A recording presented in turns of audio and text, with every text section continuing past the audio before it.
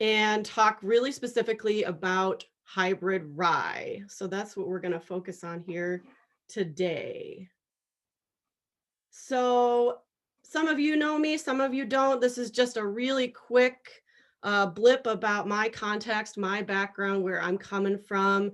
I'm coming to you from my little farm in West Central Minnesota. I have a little sheep operation here, and I usually just tell my dogs it's all to keep them busy. I came to Dakota's Best and the organic farm team from being an organic inspector. So I've kind of seen a little bit of everything in the industry, from processing plants, pet food, vodka, potato chips, field crops, large dairies, small dairies. It's definitely a wide world out there, but I really enjoy it, and that's why I'm here. So let's get to the root of the problem. And I should ask, is everybody seeing my screen? Okay. Sometimes I don't see the green bar. All right. So we've known for a long time. Sorry to interrupt. Do What? you want to share the whole screen in presenter view? Sometimes I do that and it really messes me up, but I will try. Nope, not a big deal. All right, we can do that for a little bit here. So I enjoyed kind of just doing some deep digging and research for this webinar today. You know, we've known for over 100 years the power of root systems in small grains. Here's a picture of, on your left, that's rye. In the middle there, that's mature oats, and those go down to 4 and 5 feet. And then on your right there is barley. And of course, the extensiveness of these root systems depends on a lot of factors, soil type, tillage management, all this stuff. But just wanted to kind of illustrate a point here that we've known about the power of this for a while, but now we really know a lot more. I'm going to talk for just a second about mycorrhizal fungi. It's definitely become a more broadly talked about and researched topic here. So this is just a microscopic photo of all the little shoots coming off of that root there. That's basically mycelia, and they really have a lot of benefits to root system development, thereby soil health. So all of those tiny little hyphae coming off of the roots really just help increase the surface area and the sort of nutrient uptake ability of those root systems. I've heard some researchers talk about mycorrhizal fungi as kind of a information and nutrient resource sharing superhighway throughout the soil profile. So really interesting stuff. I did a little bit of research on, there's people that are kind of sequencing the DNA of all the different species of, the technical term being arbuscular mycorrhizal fungi. And I just wanted to throw this out there as we're just scratching the surface of how diverse our living soils really are. So some of the newer research that I stumbled across when I was looking into, you know, what do we know about what small grains do in our soil? And I found some South Dakota-based research here published in Crop Science, basically highlighting that any crop rotation, including a small grain, regardless of the species that they looked at, increased root density. So, you know, by default, typically increasing the root density of a crop increases its vigor and performance in the field, right? And of course, you know, kind of going down this route of the importance of mycorrhizal fungi, I've kind of discovered that a lot of the research is showing that any sort of cocktail cover crop mix that integrates oats tends to have higher populations and facilitate the development of mycorrhizal fungi in our soil.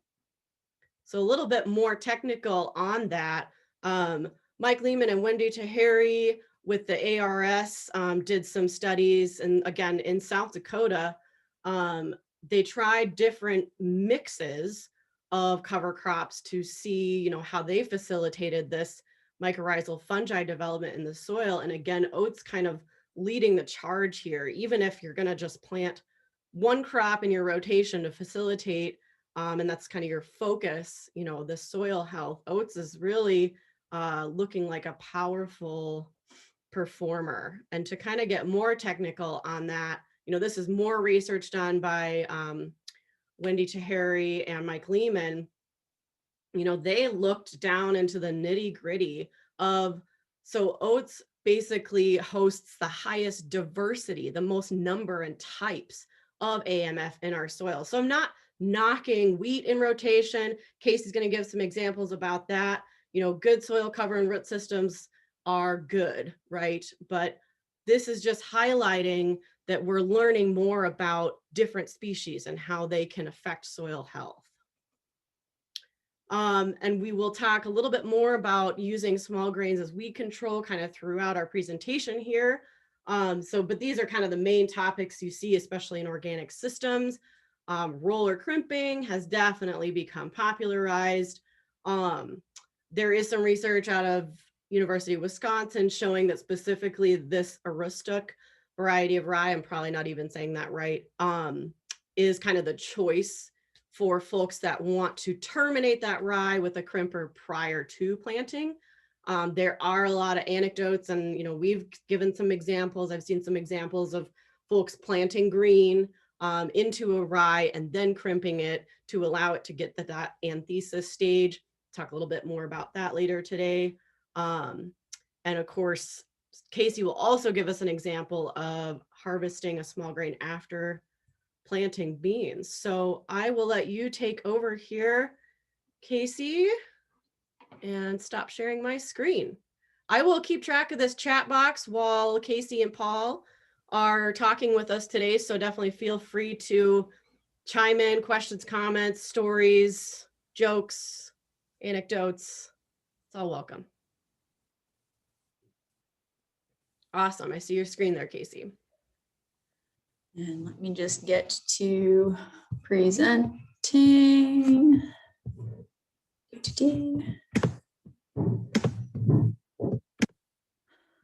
Okay, are we seeing the full screen slides, or are we seeing presenter view?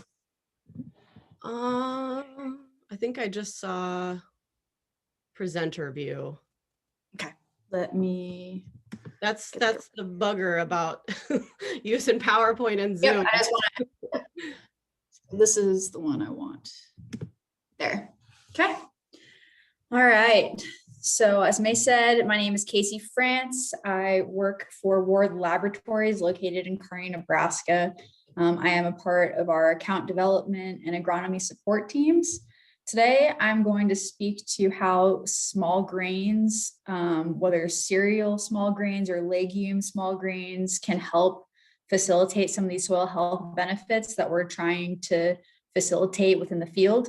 I want to share some real in-field examples that have been shared with me and that I have firsthand worked with producers on. So a brief overview of my background. I'm originally from the East Coast. I grew up in Freeport, Maine. The East Coast is very much focused on organic production, being good stewards of the land. That's how I was raised up around agriculture in direct to market, grass-fed beef production, vertical farming, and hoop houses, greenhouses. So more niche market. Blueberry production is also huge in Maine. Potato production is another big market up there. The timber industry is kind of slowing down as deforestation is becoming an issue. I did receive my undergraduate degree from Creighton University. I had dreams of becoming a dentist, and I just fell in love with plant biology while I was there and found a wonderful mentor. And I ended up being blessed with a graduate assistantship at the University of Nebraska at Kearney, where I completed my master's degree looking at how salt stress affects alfalfa. Right out of grad school, I was with Legacy Monsanto for approximately 2 years and kind of wanted to shift away from the more conventional side of agriculture and investigate how we can be more sustainable on our land, more fitting with my personal values. And so that drew me to join the team at Indigo Agriculture. I was an agronomist with their company for approximately 2 years. And then I had an opportunity to join the team here at Ward Laboratories about a year ago. I joined the team in the beginning of March of 2020, right before all the COVID craziness started.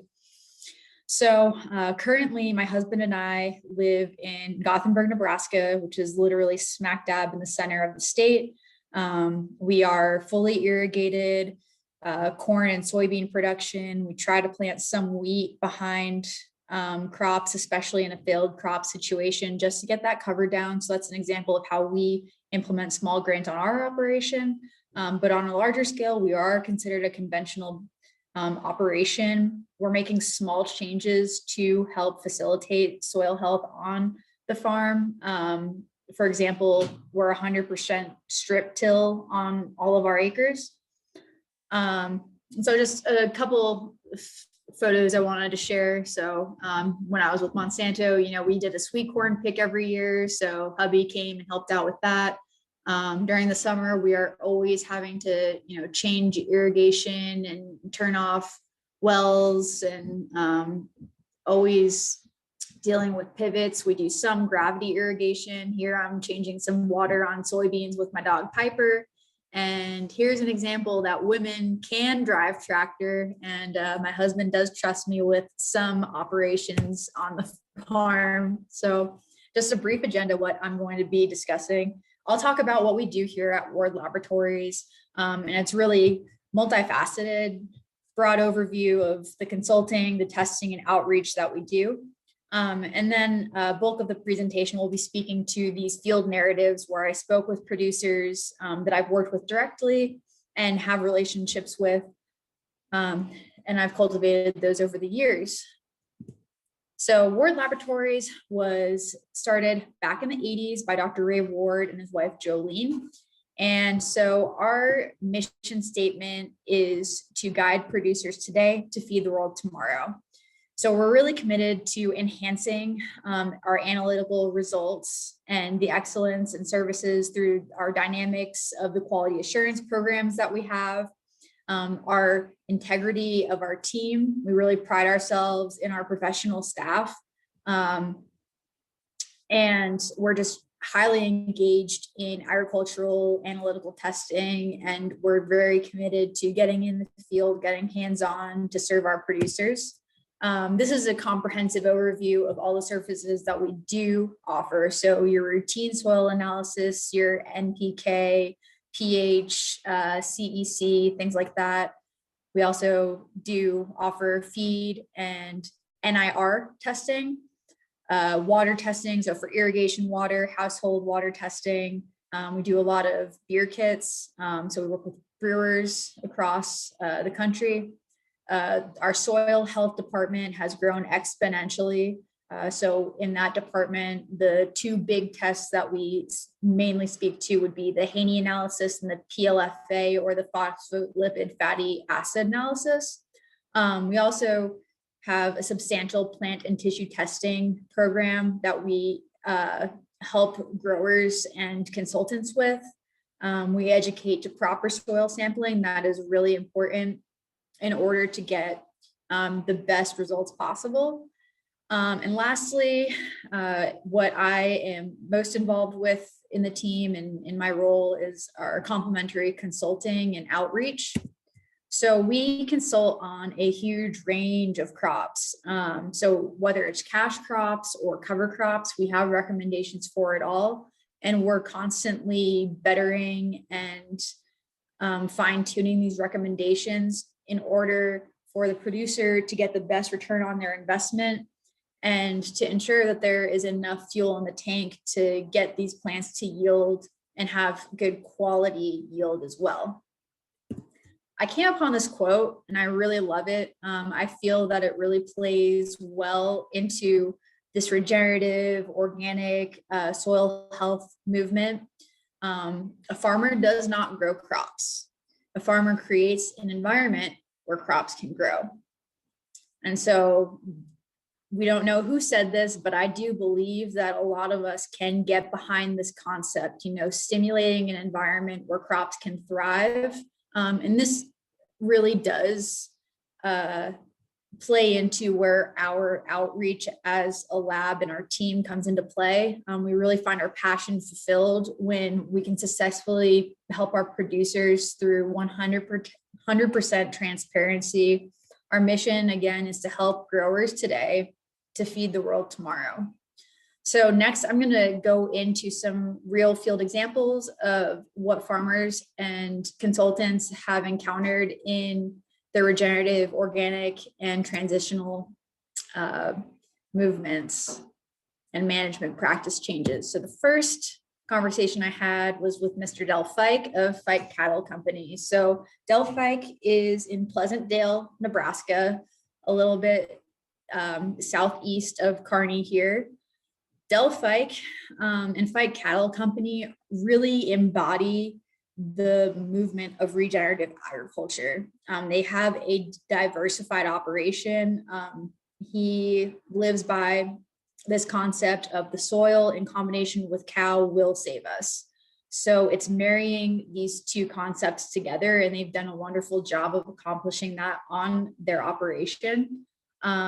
So when they produce or grow any cover crop mix, part of it is harvested, part of it is grazed, and part of it is put up for hay. And they find profitability benefits from their hay. They do have trademarked beef and cattle genetics, their Graze Master genetics. So that's another profitability stream for their operation. At Fike Cattle Company, there were actually, so Del Fike had an expansive number of acres, and he was able to whittle it down to 700 acres and be more profitable on those acres. So when we're talking about implementing these changes, it doesn't have to be on a large scale. Nick Voss of Prairie Seeds says to start with a small piece of ground, see how these different components of soil health work in your context, and fine tune that. So the Fikes were able to decrease their land utilization through reducing inputs. They rebuilt their soil. Their soil structure is really stable through implementing all these different components of sustainable agriculture and regenerative agriculture. They intensively graze where it's applicable.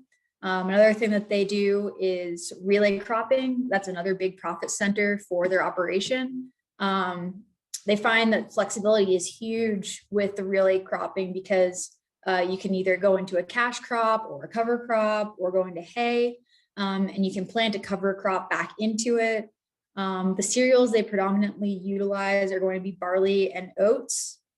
So this background slide that I had previously is an illustration of one of the mixes that they utilize for grazing. So this is going to be the cereals, barley and oats, and then we see our friend, the crimson clover, lower lying in the canopy.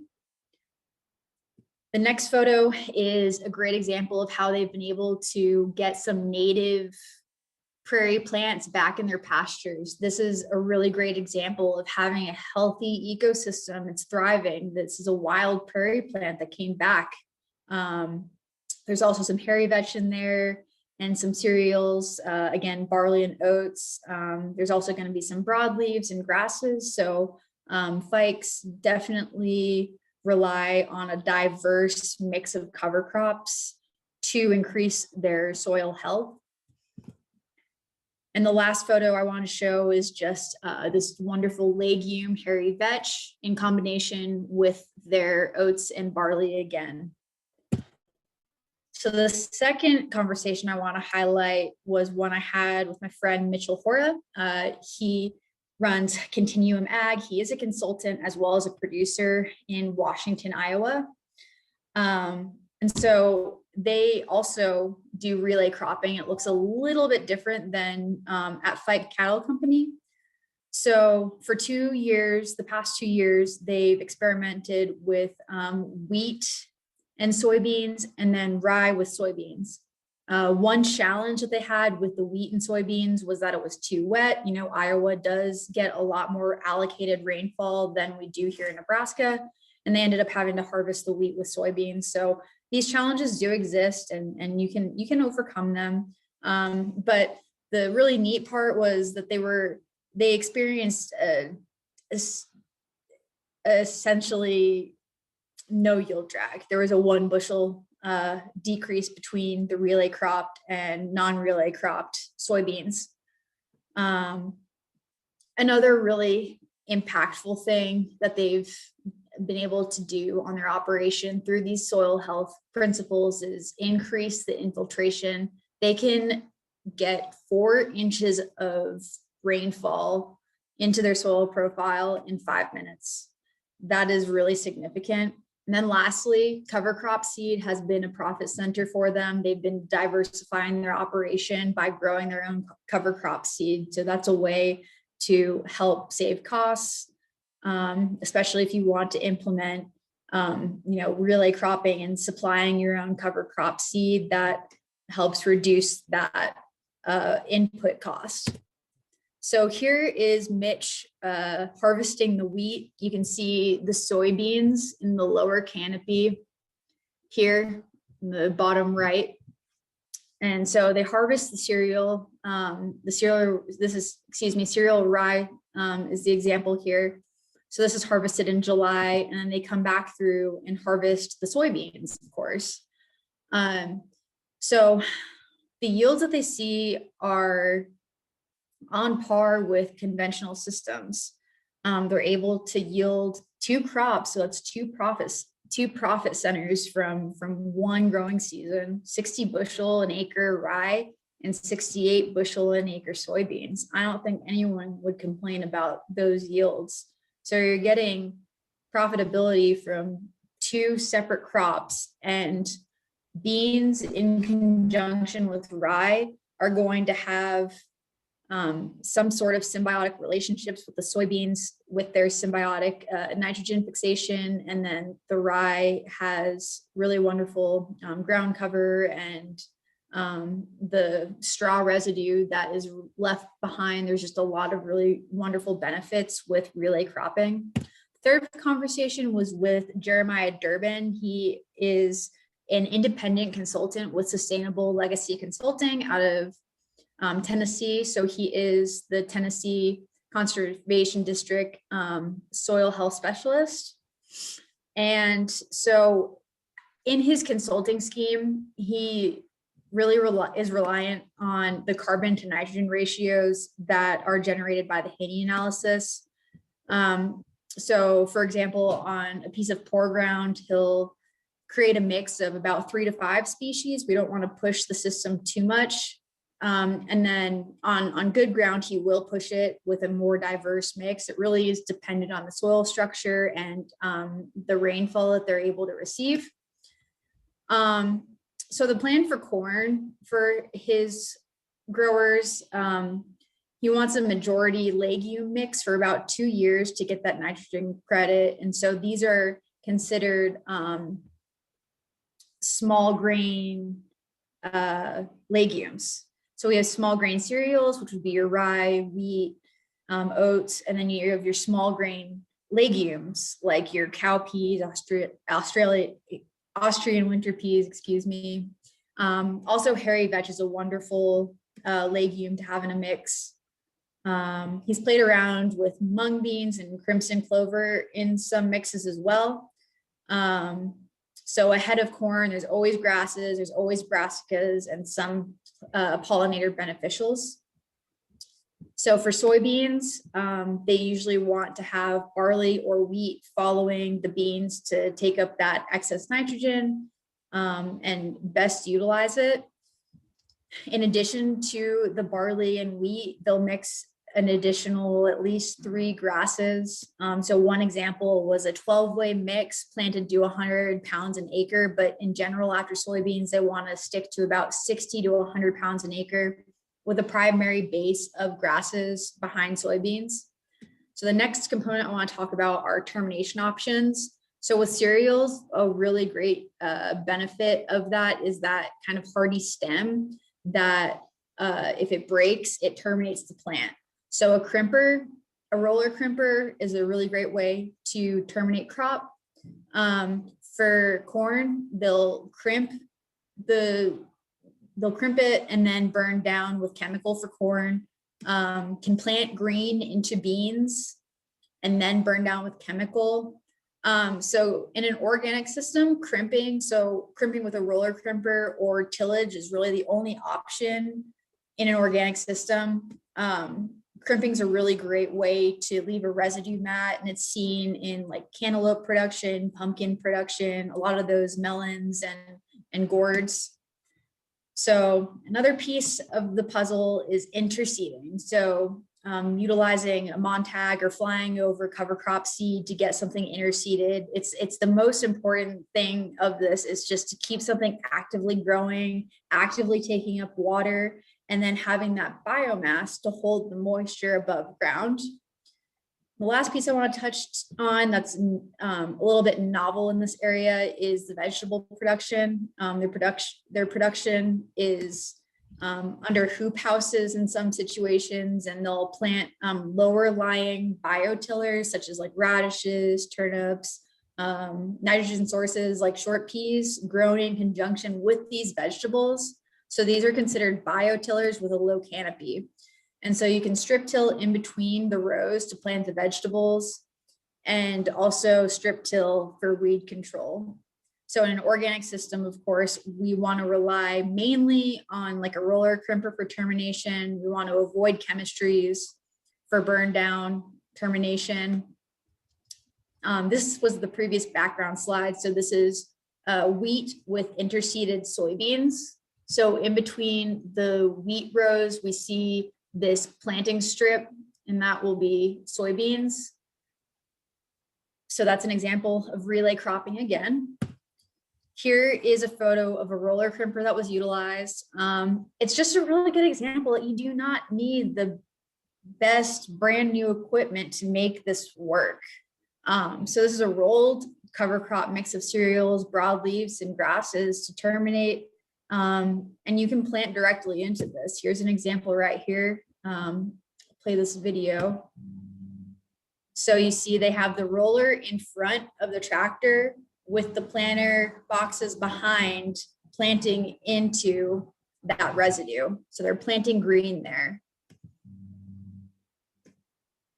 So here's a residue mat that results after a field is roller crimped. So this is a residue mat of rolled cereals. And the benefit of this is mainly going to be covering that soil, having armor on the soil. It keeps the soil temperatures low. It helps to maintain moisture in the soil. There's a litany of other benefits with residue mats. So my last conversation was with a good friend of mine, Jordan Carlson. I consulted for him and his dad for a few years, and they farm out of Dawson County, Nebraska. It's the same county my husband and I farm in. So Callaway, Nebraska is where he farms. So the standard procedure in their context is to have dryland rye or oats. Sometimes the oats are irrigated, and then cover crops after.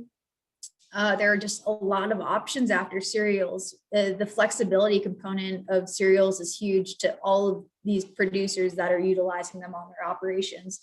Because after cereals, you can go to like a warm season mix, a cool season mix.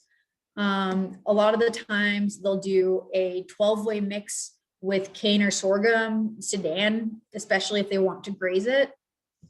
So next, the biostrip or biostrip till. I have some pictures of that. So essentially Jordan reconfigured his drill to have compatibility to plant to biostrips, to feed and have legume cover crops. This is new to their operation. The Carlsons are always doing new things to better their soil health. They built 30 bioreactors for compost tea, for example. So they biostrip till with radish. This is a concept that's well documented by David Brandt, for example. So they are a diversified operation because they do grow cash crops. They do grow mixes for feed. So they grow feed to graze the cover crops. Within the grazing cover crops, they are able to have overwintering legumes to have something in the spring to supply nitrogen for their corn crop. So after harvest, they plant cover crops on virtually 100% of their acres. And this is very unconventional for our part of the world.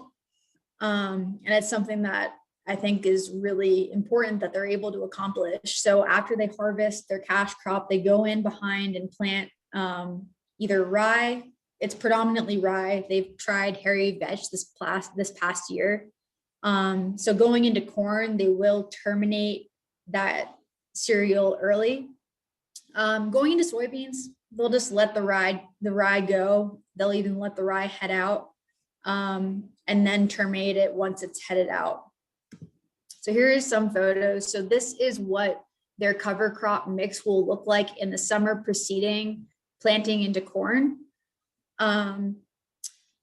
So at planting time,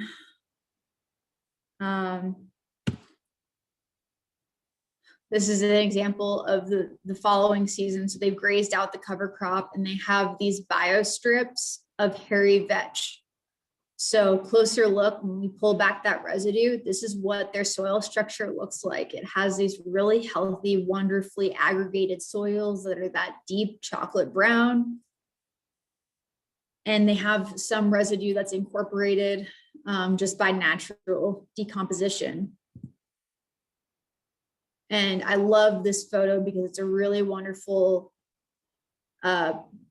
picture descripting what we talk about as biostrip tilling. So Carlson will plant his biostrips. So it's essentially precision plant cover crops. And these biotillers, turnips and radishes, create this essentially natural bio-strip till environment. So with that, I want to open it up to questions. I'm more than happy to go back to other slides if there's questions. Here's my contact information. Thanks, Casey. I did have a question, and Herb posed the same question. What's the best timing for planting the rye and the soybeans in a relay? So maybe do you know roughly the planting dates of that example that you gave? Okay, so rye is going to be planted when you would want to plant rye in the fall generally. And then the soybeans will be planted in the spring. So the rye grows first and then you plant the beans into it. So they drilled soybeans into living rye just at the normal planting date for soybeans in that area, basically. Correct. So as you can see, like in this example here, or even in the previous slide, you can kind of see the cereal rye is headed out, and this is going to be like a winter cereal rye. So they would have planted this the prior season. So it gets the full season of growth, harvest that for either grain or for seed.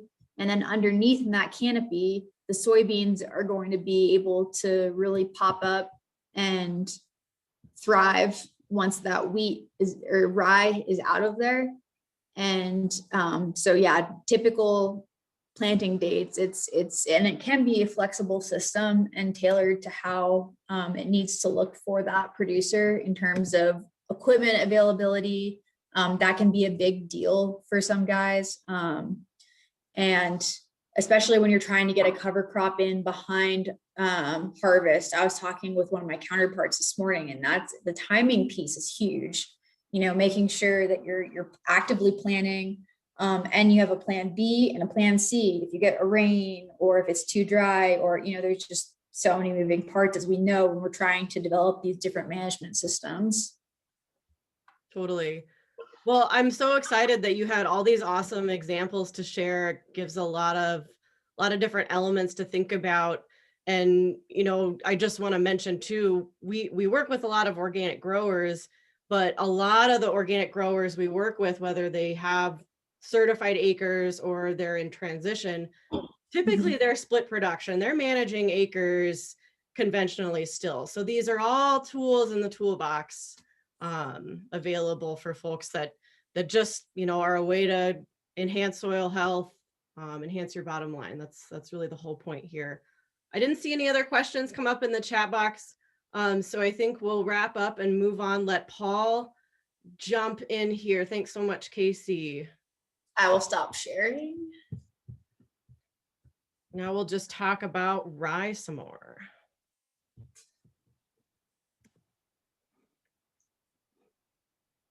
Hey, Paul. Video, not see it. Nope, we see ya. Go ahead and share your screen.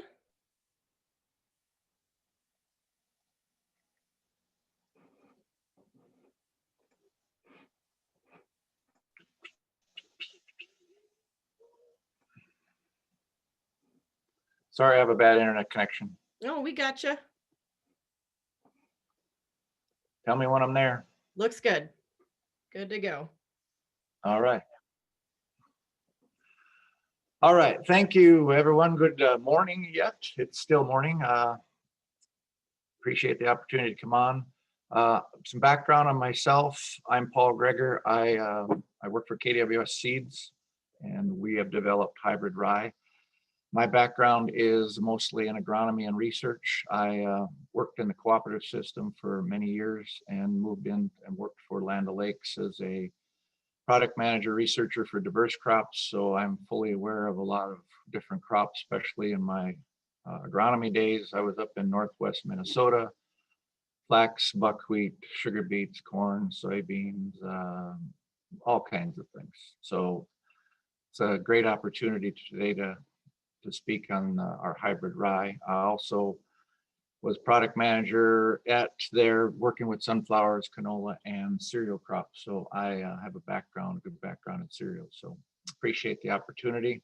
And I am from Wisconsin, so don't hold that against me if any of you find that out. So I have been in Minnesota for over 40 years. So, so thank you. If you, just a precursor, if anybody has any questions, I'm game. You can call me at that number that's on the screen, or you can send me emails. I will hopefully answer all your questions the best I can, or else direct you in the right place. So we'll get started.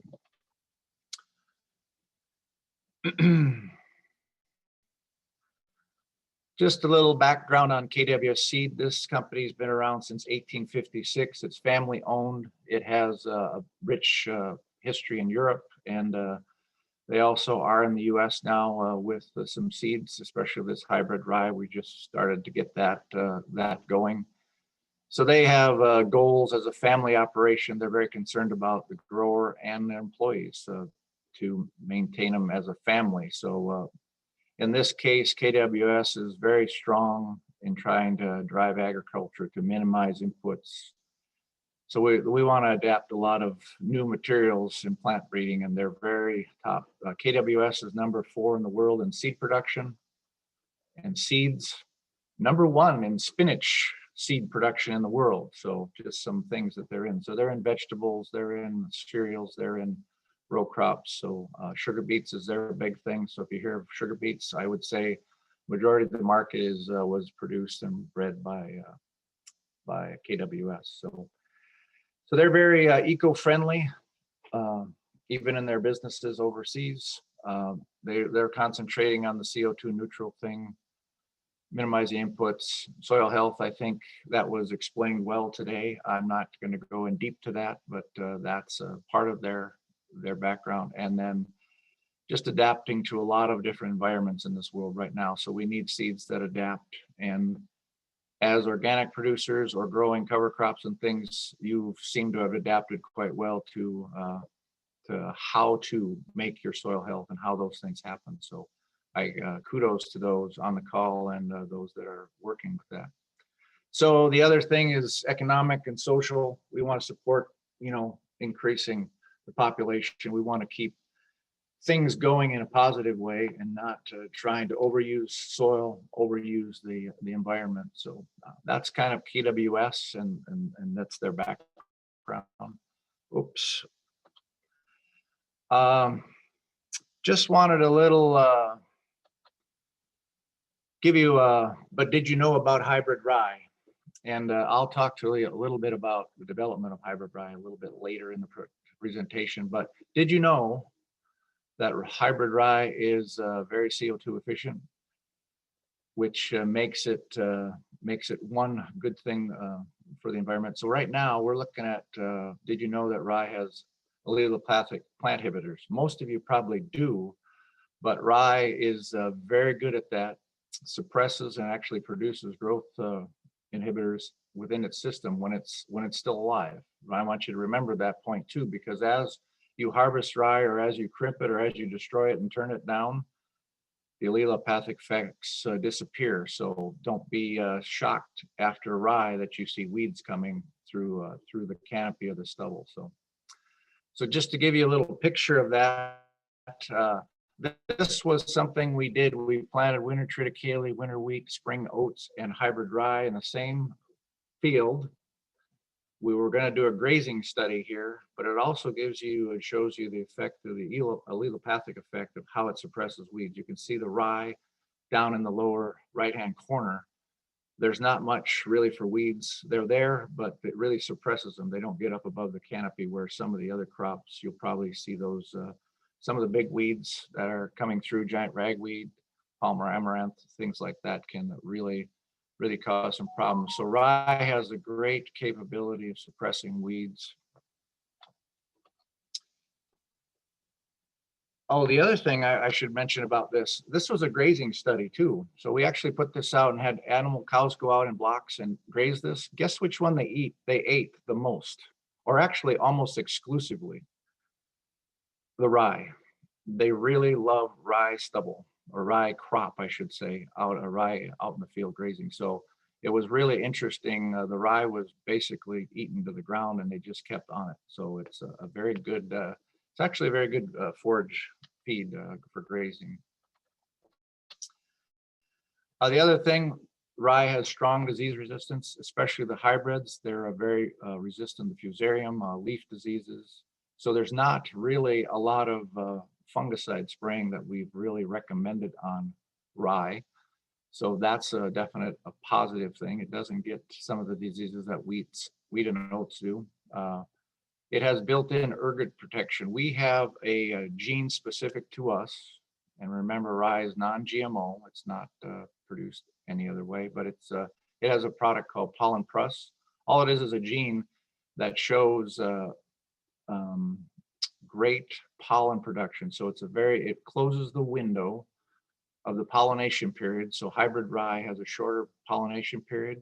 It floods the area. You'll actually see a dust almost in the air with this product, and it will actually fill in the after the flowers close, the pollen keeps the ergot from entering into the florets. So it reduces ergot significantly. So it makes it an excellent product for feed, and don't have to do much cleaning either. So it has that protection. That's why we have the Pollen Plus technology brand on there. And also you have hybrid vigor with rye. These ryes will give you a tremendous deep, wide root system, and rye in general does. May showed you that picture, the first slide she showed, that rye picture. Rye branches more than wheat and oats. You saw that. It's got a much bigger root system. It's got a lot more root hairs, a lot more fibers. So It's an excellent root system. That's why it's so good, basically from the soil health standpoint also. So again, rye is got that allelopathic effect. We herbicide use or pesticide use, even insects are not really been a trouble with rye. So we've got that reduction in pesticides. So that's why the CO2 efficiency, you're not driving, you're not spending, we don't have the dollars of putting pesticides, making pesticides, all these things. So lower nitrogen and fertilizer needs. Another thing that's good about rye is a very good forager for nutrients with that massive root system and those root hairs and that mycorrhizal effect that May talked about too. That is very abundant in the rye root system. So another thing about rye. And also we talk about this CO2, it's a big thing, CO2 production, CO2 credits. Well, rye produces less CO2 than wheat, less CO2 than corn. It needs way much less water. If you've got an area where you're in drought area, rye is the crop to grow, of course, in drought. It does very well, doesn't need as much water even to produce a great crop. So you're looking at 12 gallons of less water per pound. Yes, that's correct, per pound of wheat. So it's you look at some of those numbers, it's pretty impressive. So also May wanted to show just that root system. This is a picture of winter wheat versus hybrid rye. You can see a lot more soil sticking to the roots. So rye has, again, that more branching, that more lateral spread, the fibers to pick up more nutrients, more water. It's more stress tolerant, especially in sandy soils. This is an excellent crop for droughty type soils. Better nutrient uptake. So you can just see in that picture what rye can do for that soil profile.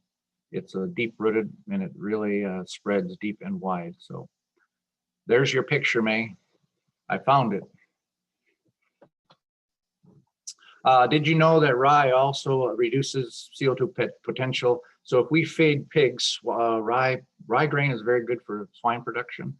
It increases mortality, or it decreases mortality rates, but it also reduces the amount of, they don't eat as much when they're fed rye. So they're just happy little pigs when rye gets into the ration.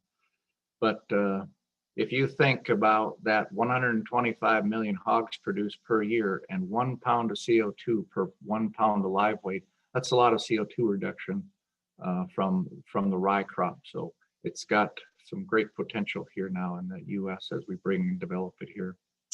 So it also reduces antibiotic use. So it's very good for the gut of the pigs. So they don't use as much, actually in Europe, they don't use any when they feed rye to pigs. So they don't use any antibiotics. So just some little points on some rye there.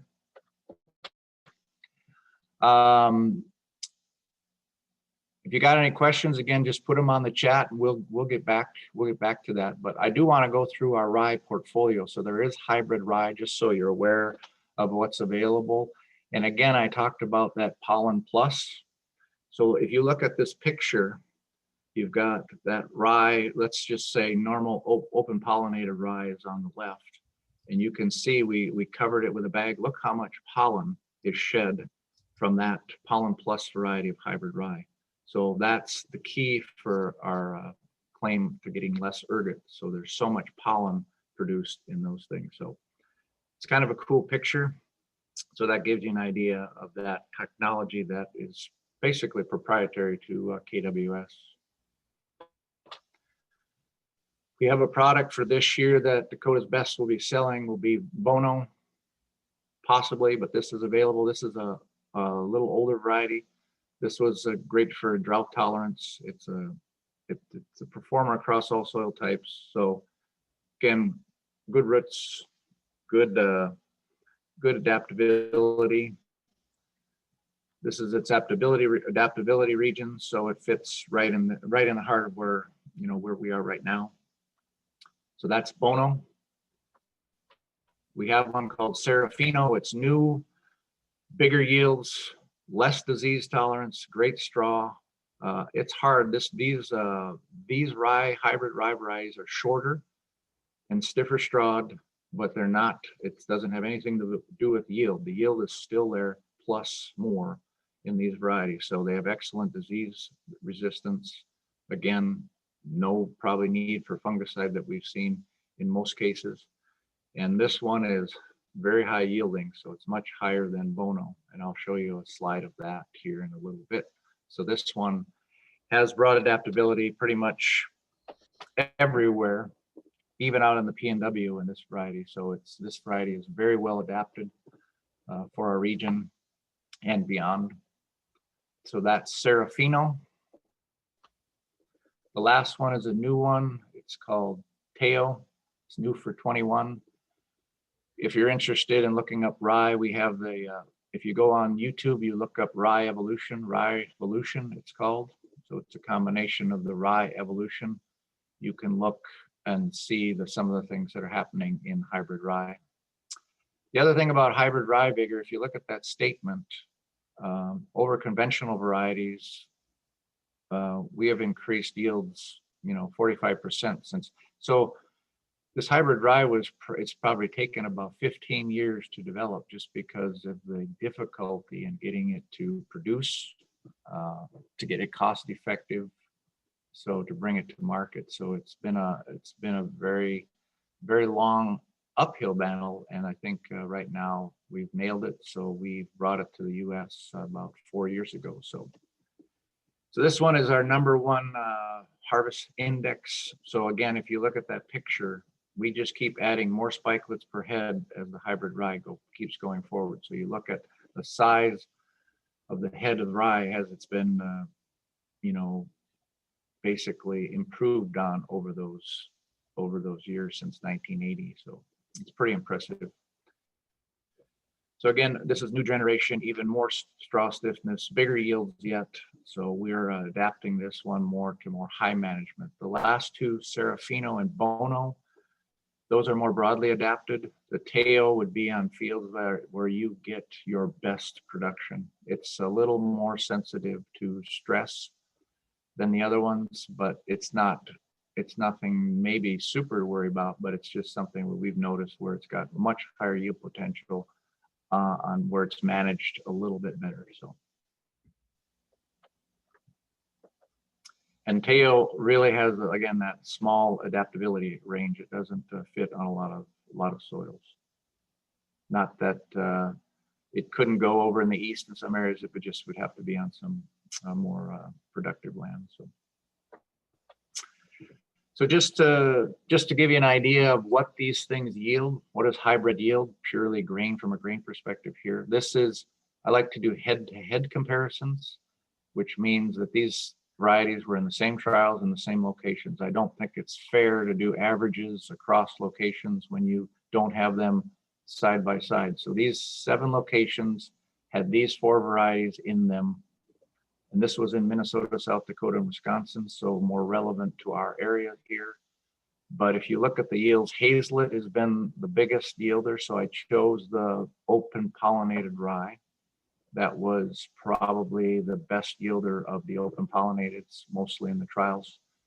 So if you look at this, the yields, you're going from 70 bushels. This is close to almost 120 bushels. So you're going to get 30 to 60% more yield from these hybrid ryes than you would open pollinated varieties. So just to remind you that that's super impressive. So especially you can use this grain for feed also in your operation. So more grain, less cost in feeding too. So we also have hybrids for forage and grazing.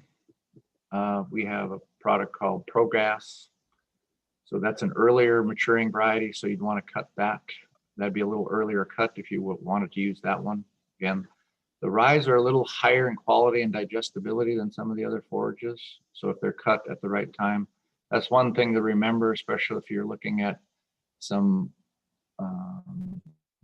say, forage trials that were done at Wisconsin or wherever. I think Peter Sexton does a great job in South Dakota, but what happens is that the forages in these forage trials need to be cut at the right time. Triticale is a little later.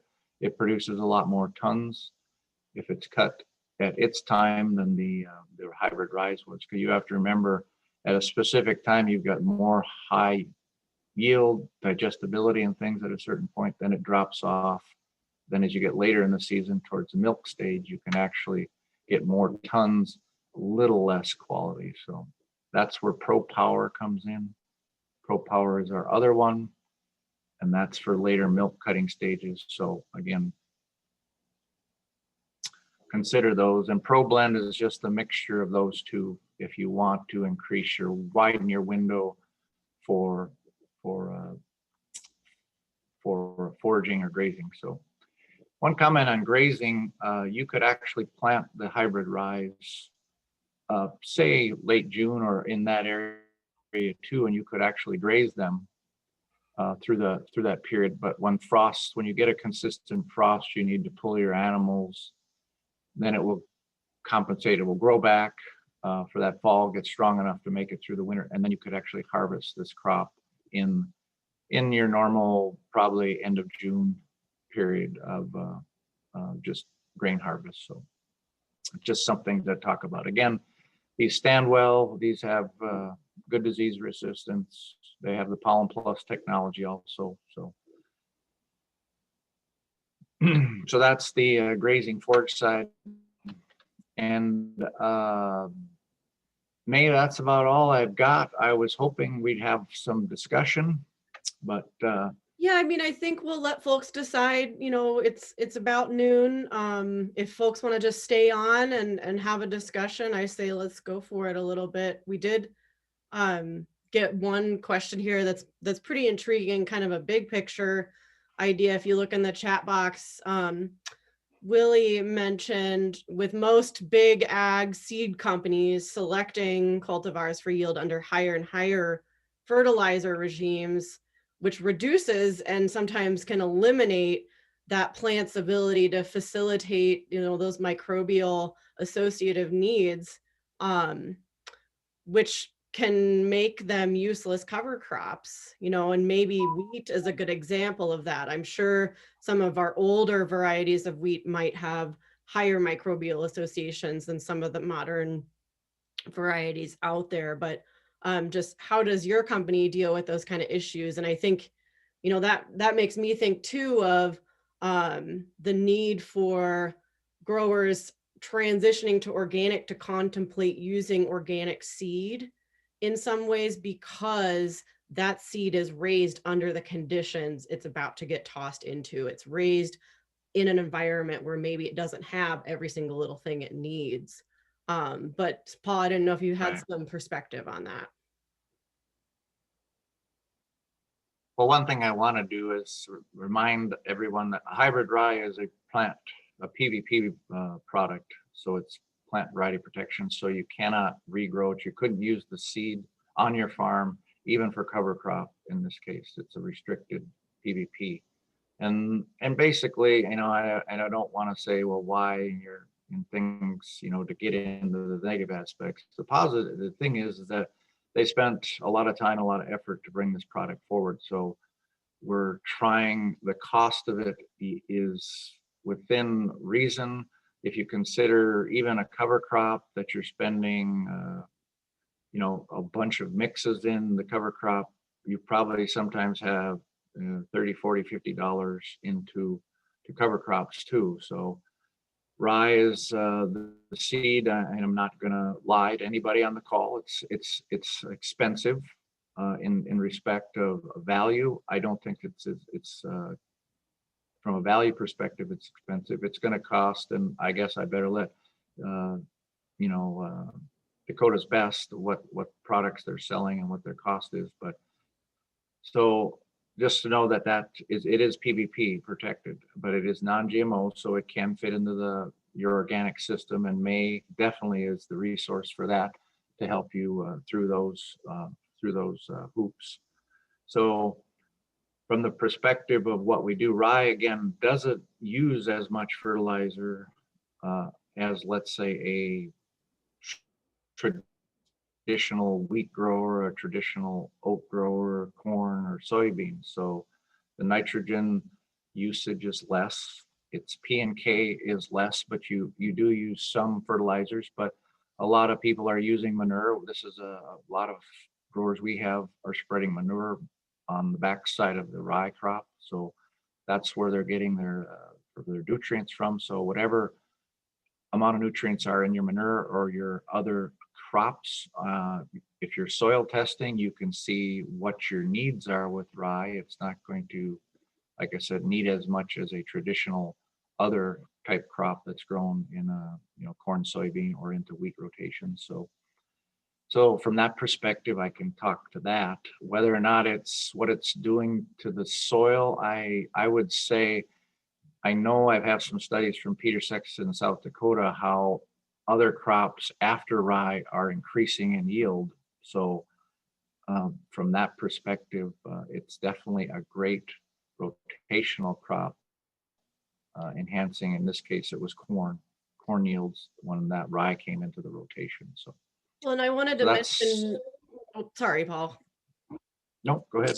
I was just going to mention, while we're kind of talking about, when you're thinking about how much to spend on rye seed, and trying to see if this hybrid rye is a good fit or not for your needs, there are a little bit more development in the market specifically for food grade rye out there every year in the organic space. I just saw an email from grain millers looking to get contracts for food grade, so high quality, strict specifications. But for food grade organic rye, I think their last bid for rye on contract was like $9.25.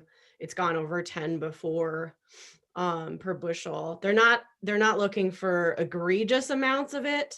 I think she said 50 loads is maybe like the maximum they do every year, but I know there's a lot of efforts out there to develop that market. We're in those conversations a lot. And I wanted to mention too that if you haven't heard of Mycorrhizal before, keep track of them this year, because Mycorrhizal is one of the biggest resources other than USDA for organic grain commodity pricing.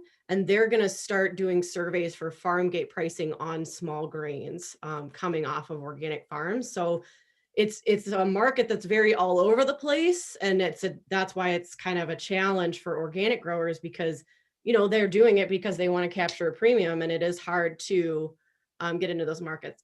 That's a whole other webinar. I don't want to throw out too many cans of worms, but questions about that, definitely talk to me. I really try to keep close tabs on who's looking for what, where, and what kind of specs. Because your feed grade quality small grains in the organic space, you're gonna be hard pressed to find a big premium there. But do we have any more questions? Throw them in the chat box. Otherwise, I think we'll wrap up here. And I was just gonna make a note to mention that we have our team summit coming up here soon. I've been plugging that at some of our past Fridays on the Farm. We're going to continue into March. I don't know if we'll be doing this every week in March, as spring is coming, but just some examples of topics we're looking at talking about in March. You can find all the recordings of our Fridays on the Farm at our YouTube page, Organic Farm Team. But please check out our agenda for the summit coming up here March 5th and 6th. So really fast. We definitely still have tickets available, and reach out to me with any questions you might have. I really appreciate everybody popping in today, and have a wonderful Friday. Thanks, guys. Thanks, everyone. Thank you.